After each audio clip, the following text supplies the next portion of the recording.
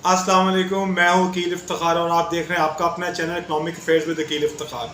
आज की माशी खबरों के अंदर सर फहरिस्त है खबर रशिया से। रशियन बैंक्स ने यूरो में पेमेंट लेने से इनकार कर दिया है। अब वो मजीद यूरो के अंदर पेमेंट एक्सेप्ट नहीं कर सकेंगे।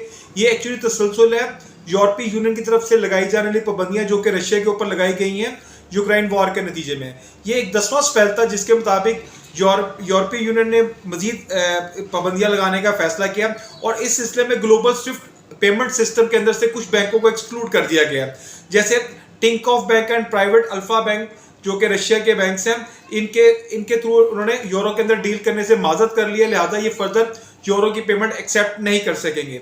ये तो थी खबर रशिया से, यानी कि अभी भी जो एक रिफ्ट चल रही है यूरोप और रशिया के दरमियान एग्जिस्ट करती है, जो कि वर्ल्ड वाइड ग्लोबल क्राइसिस का बायस बनी है, जिसकी वजह से काफ़ी सारे एनर्जी के क्राइसिस यूरोप को फेस करना पड़ रहे हैं और लिक्विडिटी के क्राइसिस जो है वो रशिया को फेस करने पड़ रहे हैं। दूसरी खबर है पाकिस्तान इस्लामाबाद से, जिसमें हमारे फेडरल बोर्ड ऑफ रेवेन्यू ने अपने एक्सपोर्टर्स को दावत दी है कि वो आए और हमारे साथ चीज़ों को सॉर्ट आउट करें जो कि सेल्स टैक्स के मुतालिक है। और इसके अंदर क्योंकि सेल्स टैक्स में जो हाइक आई है उसके मुतालिक देखने का कह रहे हैं और कुछ इश्यूज उनके टैक्स रिबेट्स में थे।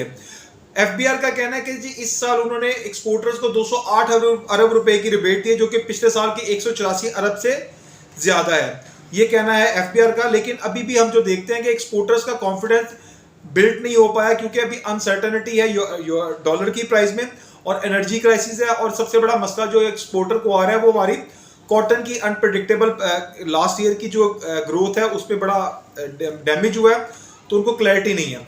एक और इम्पोर्टेंट खबर जो कि हमारे पास इस्लामाबाद से है, इसाक डार जो हमारे फाइनेंस मिनिस्टर है, उन्होंने 4 नई हाउसिंग अथॉरिटीज लॉन्च करने का अप्रूवल दे दी है। और ये 4 हाउसिंग अथॉरिटी इस्लामाबाद के जो CDA की इदारा है, यानी कि जो कैपिटल डेवलपमेंट अथॉरिटी है, उसके अंडर आती है।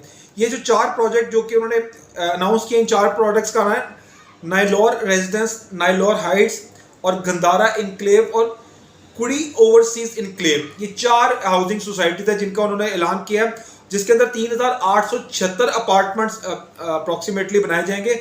और हसाकडार साहब का कहना है कि इस प्रोजेक्ट के थ्रू पाकिस्तान के कौम को $2 अरब का एक रेवेन्यू आने का, यानी कि इनफ्लो ऑफ डॉलर होने का उम्मीद है। ये थी खबर अभी तक यहाँ की। इसके अलावा जो स्टॉक मार्केट के हालात हैं वो अनफॉर्चुनेटली अभी भी स्ट्रेस का शिकार रही। स्टॉक मार्केट में 719 पॉइंट से डाउन रही, जो कि 6.8% ऑफ टोटल पोर्टफोलियो बनता है। लेकिन फ्यूचर बाइंग के हवाले से अच्छी कमिटमेंट देखने में आई और उसमें 195.3% का इजाफा हुआ। ये तो थी चीता इकोनॉमिक न्यूज़ जो कि मैंने आपसे शेयर करनी थी। अब आ जाते हैं अपने रूटीन के फॉरेक्स मार्केट रेट्स के मुताबिक।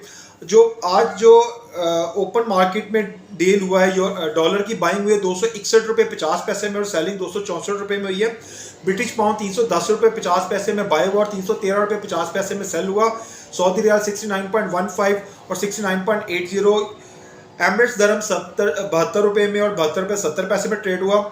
और इसके अलावा जो टीटी में डॉलर का रेट रहा है दैट इज 263.50 और इंटर बैंक में डॉलर 259.80 का ट्रेड हुआ।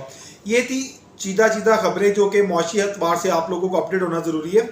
आपसे रिक्वेस्ट है कि इन खबरों को आप प्रैक्टिकल तनाजुर में देखा करें और देखा करें कि ये जो खबरें मैं आपसे शेयर करता हूँ इसका आम इंसान की ज़िंदगी पर क्या असर आता है। इसको एक छोटे से एक्सप्लेनेशन के साथ ख़त्म करता हूँ। अगर आप देखते हैं कि ये रशिया का और यूरोप का और अमेरिका का जो टेंशन है अगर प्रोलॉन्ग करती है तो इस पर आलमी सतह पर क्या प्रॉब्लम आ सकते हैं, क्योंकि यूरोप सबसे बड़ा बायर है एनर्जी का, यानी कि फ्यूल का और गैस का, जो कि वो रशिया से खरीदता है। और रशिया का इस टाइम उन्होंने सैंक्शन लगे हैं, जिसकी वजह से यूरोप के अंदर बहुत ज़्यादा एनर्जी क्राइसिस आया है, जिसका जर्मनी बहुत बड़ा विक्टिम है इस वक्त। और ऑन द अदर एंड बहुत बड़ा क्रंच आया हुआ है उसके ऊपर, रशिया के ऊपर, उसके ऊपर लिक्विडिटी क्रंच है जिसके उसके ऊपर पूरी दुनिया से पाबंदी है। और सेम जो यूक्रेन है वो वीट का बहुत बड़ा एक्सपोर्टर है दुनिया में।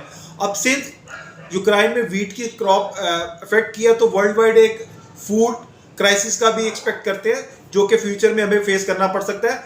ये थी चीता खबरें जिन पर हमारा ख्याल है कि आम शख्स को नज़र रखनी चाहिए और उसको अपनी ज़िंदगी को उसके मुताबिक प्लान करना चाहिए। इजाज़त दें अपने होस्ट वकील इफ्तिखार को। आप देख रहे थे आपका अपना चैनल इकनॉमिक अफेयर्स विद वकील इफ्तिखार। इंशाल्लाह आपसे कल फिर मुलाकात होगी। अस्सलाम वालेकुम।